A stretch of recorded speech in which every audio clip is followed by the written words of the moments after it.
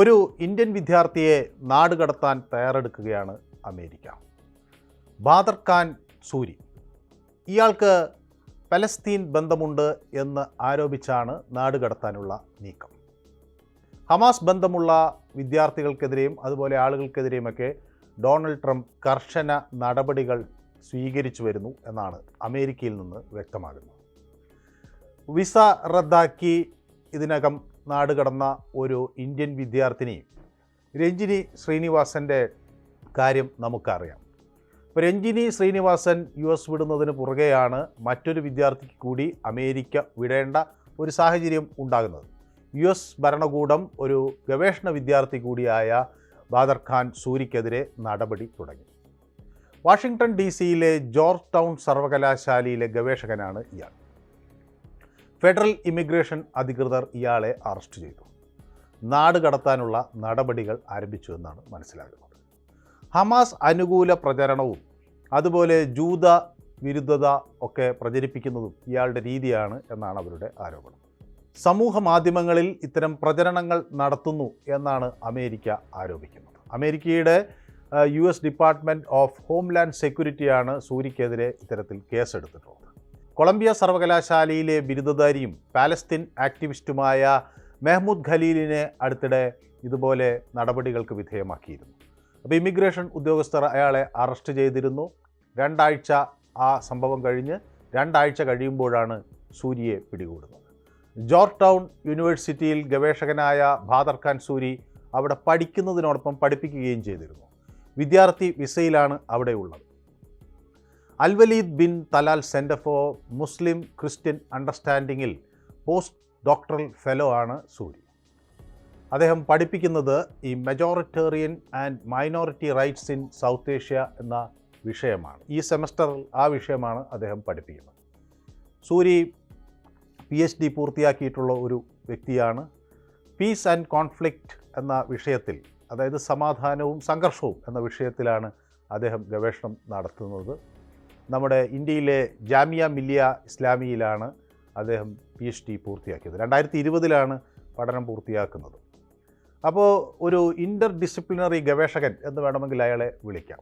അയാളുടെ താല്പര്യങ്ങൾ മതം, അതുപോലെ ഈ സംഘർഷ മേഖലകൾ, സമാധാനം പുനഃസ്ഥാപിക്കൽ തുടങ്ങി ഈ പശ്ചിമേഷ്യയിലെയും അതുപോലെ ദക്ഷിണേഷ്യയിലെയും ഒക്കെ പലതരം വംശീയ സംഘർഷങ്ങൾ, ഇതൊക്കെ അയാൾ പഠിക്കുന്ന ഒരാളാണെന്നാണ് അയാൾ സ്വയം അവകാശപ്പെടുന്നത്. മതപരമായ വൈവിധ്യമുള്ള സമൂഹങ്ങൾക്കിടയിൽ എങ്ങനെ സഹകരണം വർദ്ധിപ്പിക്കാം എന്ന വിഷയമാണ് ഇയാൾ പ്രധാനമായും ഗവേഷണം ചെയ്യുന്നത്. ഈ സഹകരണത്തെ തടസ്സപ്പെടുത്തുന്ന കാരണങ്ങളുണ്ടോ, അങ്ങനെ ഉണ്ടെങ്കിൽ അതിനെ എങ്ങനെ മറികടക്കാം, അതിൻ്റെ സാധ്യതകൾ പരിശോധിക്കുക, ഇതൊക്കെയാണ് പ്രധാനമായ ഗവേഷണ വിഷയം. അത്തരമൊരു പ്രോജക്റ്റിലാണ് അയാൾ ഇപ്പോൾ അവിടെ പഠിക്കുകയും പഠിപ്പിക്കുകയും ചെയ്യുന്നത്. പാകിസ്ഥാൻ, ഇറാൻ, തുർക്കി, അതുപോലെ സിറിയ, ലെബനൻ, ഈജിപ്ത് തുടങ്ങിയ സ്ഥലങ്ങളിലൊക്കെ ഇദ്ദേഹം സന്ദർശനം നടത്തിയിട്ടുണ്ട്. അവിടെയൊക്കെ പലപ്പോഴും ഈ സംഘർഷ മേഖലകൾ ഉണ്ടല്ലോ, അപ്പോൾ ആ സ്ഥലങ്ങളിലൊക്കെ ചെല്ലുകയും അവിടുത്തെ യഥാർത്ഥ സാഹചര്യം മനസ്സിലാക്കുകയൊക്കെ ചെയ്തിട്ടുണ്ട് എന്നാണ് വ്യക്തമാകുന്നത്. ഇതിൽ ഒരു കാര്യം, ഇയാൾക്ക് ഒരു പാലസ്തീൻ വംശജനായ ഒരു ഭാര്യയുണ്ട്. അവർ അമേരിക്കയിലെ ഒരു പൗരയാണ്. മാഫിസ് സാലിഹി എന്നാണ് അവരുടെ പേര്. അവർക്ക് ഈ 2 പേർക്കും ഒരു കുഞ്ഞുണ്ട്. അറാഫത്ത് ആണ് മകൻ്റെ പേര്. 2011 ഒരു ഇൻ്റർനാഷണൽ ഹ്യൂമാനിറ്റേറിയൻ കോൺവോയ് സംഘത്തിൻ്റെ ഭാഗമായി സൂരി ഗസയിലേക്ക് പോയിരുന്നു. അപ്പോൾ അവിടെ ഇരുവരും കണ്ടുമുട്ടി. ഈ ഗ്രൂപ്പിന് വേണ്ടി ഭാഷയിൽ വിവർത്തനം നടത്തിയിരുന്നത് ഈ സാലയായിരുന്നു. അങ്ങനെ സ്വാഭാവികമായും അവരുമായി സൂരി അടുത്തു. ഇന്ത്യയോട് വലിയ താല്പര്യം തനിക്കുണ്ട് എന്ന ആ യുവതി വ്യക്തമാക്കി. അങ്ങനെ ആ ബന്ധം കൂടുതൽ വർദ്ധിച്ചു. ഗസ വിട്ടതിന് ശേഷവും ആ ബന്ധം അവർ നിലനിർത്തി. 2013 ഡിസംബറിൽ ഗസയിൽ വെച്ച് അവർ വിവാഹിതരാകേണ്ടതായിരുന്നു. എന്നാൽ പിന്നീട് അവിടെ ചില പ്രശ്നങ്ങളൊക്കെ ഉണ്ടായില്ല. ഈജിപ്തിലെ അന്നത്തെ സംഘർഷങ്ങളുമൊക്കെ കാരണം സൂരിക്ക് അങ്ങോട്ട് പോകാൻ കഴിഞ്ഞില്ല, കുടുംബത്തിനും യാത്ര ചെയ്യാൻ കഴിഞ്ഞില്ല. അങ്ങനെ 2014 ജനുവരി 1 അവർ ഡൽഹിയിൽ വെച്ച് വിവാഹിതരായി. അപ്പോൾ ഈ സൂര്യയെ കഴിഞ്ഞ തിങ്കളാഴ്ച രാത്രി വിർജീനിയയിലെ അദ്ദേഹത്തിൻ്റെ വസതിക്ക് പുറത്ത് ഒരു സംഘം ആളുകൾ വരുന്നു. അവർ മുഖംമൂടി ധരിച്ചവരായിരുന്നു. അവർ ഇയാളെ അറസ്റ്റ് ചെയ്യുന്നു. അപ്പോൾ ഫെഡറൽ ഏജൻറ്റുമാരാണ് എന്നാണ് അവർ സൂര്യയോട് പറഞ്ഞത്. അവർ ഹോംലാൻഡ് സെക്യൂരിറ്റിയിലെ ഉദ്യോഗസ്ഥരായിരുന്നു. US സർക്കാർ വിസ റദ്ദാക്കിയിട്ടുണ്ട് എന്ന് അദ്ദേഹത്തോട് വ്യക്തമാക്കുകയും ചെയ്തു. ഹോംലാൻഡ് സെക്രട്ടറിയുടെ പ്രസ്താവന അതിനുശേഷം പുറത്തു വന്നു, പത്രപ്രസ്താവന. അതിൽ US-ൽ തീവ്രവാദ സംഘടനയായി മുദ്രകുത്തപ്പെട്ട പാലസ്തീൻ ഗ്രൂപ്പായ ഹമാസിന് വേണ്ടി സൂരി പ്രവർത്തിക്കുന്നു എന്നാണ് അവർ ആരോപിക്കുന്നത്. ഇതിന് വ്യക്തമായ തെളിവുകളൊന്നും അവർ നിരത്തിയിട്ടില്ല. ഏതായാലും അതാണ് അയാൾക്കെതിരെയുള്ള ആരോപണം. White house deputy chief of staff Stephen Miller സമൂഹ മാധ്യമങ്ങളിൽ ഈ പ്രസ്താവന പോസ്റ്റ് ചെയ്യുകയും ചെയ്തു. അപ്പോൾ സൂരിയുടെ പ്രവർത്തനങ്ങൾ അയാളെ നാടുകടത്തലിന് വിധേയനാക്കാൻ തക്കതായ ഒരു കുറ്റകൃത്യമാണ് എന്നാണ് അവർ വിലയിരുത്തുന്നത്. US state secretary Marco Rubio ഇത് കണ്ടെത്തി എന്നും അവർ പറയുന്നു. അപ്പോൾ ഹമാസ് പ്രചരണം നടത്തി എന്നതാണ് സൂരിക്കെതിരെയുള്ള പ്രധാനമായ ആരോപണം. അപ്പോൾ വിദേശ നയപരമായ കാരണങ്ങളാൽ സൂരിയുടെ വിസ റദ്ദാക്കണമെന്ന് മാർക്കോ റൂബിയോ തന്നെ ഉത്തരവിട്ടിട്ടുണ്ട് എന്നാണ് ഹോംലാൻഡ് സെക്യൂരിറ്റി വകുപ്പ് വക്താവ് പറയുന്നത്. ജോർജ് ടൗൺ യൂണിവേഴ്സിറ്റിയിലെ ഒരു ഫോറിൻ എക്സ്ചേഞ്ച് പ്രോഗ്രാമിൻ്റെ ഭാഗമായാണ് അവിടെ സൂരി വിദ്യാർത്ഥിയാകുന്നത്. ഹമാസിൻ്റെ മുതിർന്ന ഒരു ഉപദേഷ്ടാവും അതുപോലെ നേതൃരംഗത്തുള്ളവരുമൊക്കെയായി ഇയാൾക്ക് ബന്ധമുണ്ട്, വളരെ അടുത്ത ബന്ധമുണ്ട് എന്നാണ് ഇപ്പോൾ അമേരിക്കയിൽ കണ്ടെത്തിയിട്ടുള്ളത്. സൂരിയുടെ മോചനത്തിനായുള്ള അപേക്ഷകൾ ഇപ്പോൾ രംഗത്തെത്തിയിട്ടുണ്ട്. അദ്ദേഹത്തിന് ഒരു ക്രിമിനൽ റെക്കോർഡില്ല, മുമ്പ് ഒരു കുറ്റകൃത്യത്തിലും ഏർപ്പെട്ടിട്ടില്ല, അദ്ദേഹത്തിനെതിരെ ഒരു കുറ്റകൃത്യവും ചുമത്തപ്പെട്ടിട്ടില്ല എന്ന ഒരു വാദമാണ് ഇപ്പോൾ ഇദ്ദേഹത്തിൻ്റെ മോചനത്തിനായി പ്രവർത്തിക്കുന്നവർ മുന്നോട്ട് വയ്ക്കുന്നത്.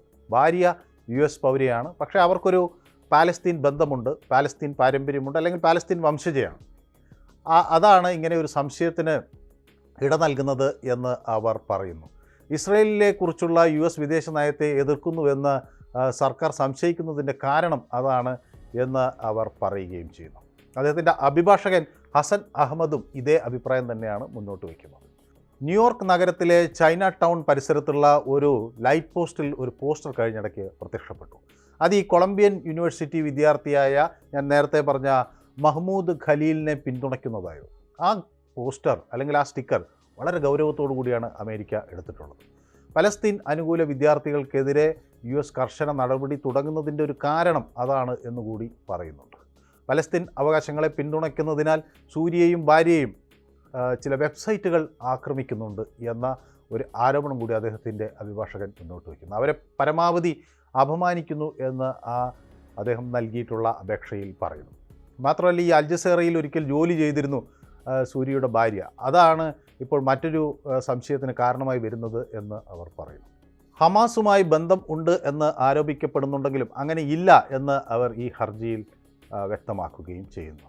സൂര്യയുടെ ഭാര്യ പിതാവ് അഹമ്മദ് യൂസഫ് മുമ്പ് ഗസയിൽ ഒരു മന്ത്രിയായിരുന്നു. ഹമാസ് സർക്കാരിൻ്റെ മുൻ ഡെപ്യൂട്ടി വിദേശകാര്യ മന്ത്രിയായിരുന്നു. പക്ഷേ 5 വർഷം കാലാവധി പൂർത്തിയാക്കി. പിന്നെ അവിടെ തെരഞ്ഞെടുപ്പൊന്നും നടന്നില്ല. സ്വാഭാവികമായും അയാൾ ഈ സർക്കാർ വിട്ടു എന്നാണ് ഇപ്പോൾ അവർ വ്യക്തമാക്കുന്നത്. ഏതായാലും ഇമിഗ്രേഷൻ കോടതിയുടെ മുൻപാകെ സൂരി തൻ്റെ വിധിക്കായി കാത്തിരിക്കുകയാണ്. എന്താണ് അവിടെ എടുക്കാൻ പോകുന്ന തീരുമാനം എന്നത് എല്ലാവരും ഉറ്റുനോക്കുന്നു. പക്ഷേ ഒരു കാര്യം വളരെ വ്യക്തമാണ്, പ്രത്യേകിച്ച് ഈ ഗവേഷണ വിദ്യാർത്ഥികൾ ഇന്ത്യൻ സാഹചര്യത്തിൽ നിന്ന് അല്ലെങ്കിൽ ഇന്ത്യക്കാരായ ഗവേഷണ വിദ്യാർത്ഥികൾ അവിടെ എത്തുമ്പോൾ, അമേരിക്കയിൽ എത്തുമ്പോൾ ആ രാജ്യത്തിൻ്റെ നിയമങ്ങൾ കൂടി പാലിക്കാൻ അവർ ബാധ്യസ്ഥരാണ്. പ്രത്യേകിച്ച് നമ്മളൊരു ഗവേഷണ വിദ്യാർത്ഥിയായി അവിടെ എത്തുമ്പോൾ പഠന കാര്യങ്ങളിൽ കൂടുതൽ താല്പര്യം പ്രകടിപ്പിക്കുക എന്നതിനപ്പുറത്തേക്ക് രാഷ്ട്രീയ വിഷയങ്ങളിൽ താല്പര്യം പ്രകടിപ്പിച്ചാൽ അതൊരു പക്ഷേ ഇരു രാജ്യങ്ങൾ തമ്മിലുള്ള ബന്ധത്തെ വരെ ബാധിക്കുന്ന തരത്തിലേക്ക് കാര്യങ്ങൾ പോകാം.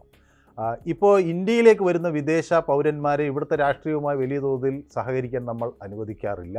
ഇവിടെ ടൂറിസത്തിനും മറ്റാവശ്യങ്ങൾക്കുമൊക്കെയായി വരുന്ന ആളുകൾ ഇന്ത്യയുടെ രാഷ്ട്രീയ കാര്യങ്ങളിൽ ഇടപെടുന്നതിനെ ഇന്ത്യ വളരെ സംശയത്തോടും ഗൗരവത്തോടും ഒക്കെയാണ് നോക്കിക്കാണാറ്. അപ്പോൾ അത്തരം സാഹചര്യങ്ങൾ അമേരിക്കയിലും ഒഴിവാക്കാൻ ഇന്ത്യൻ പൗരന്മാർക്ക് ബാധ്യതയുണ്ട് എന്ന് ഒരുപക്ഷെ ഇത് വളരെ ഗൗരവമായി എടുക്കുന്ന ആളുകൾ വ്യക്തമാക്കുകയും ചെയ്യുന്നു.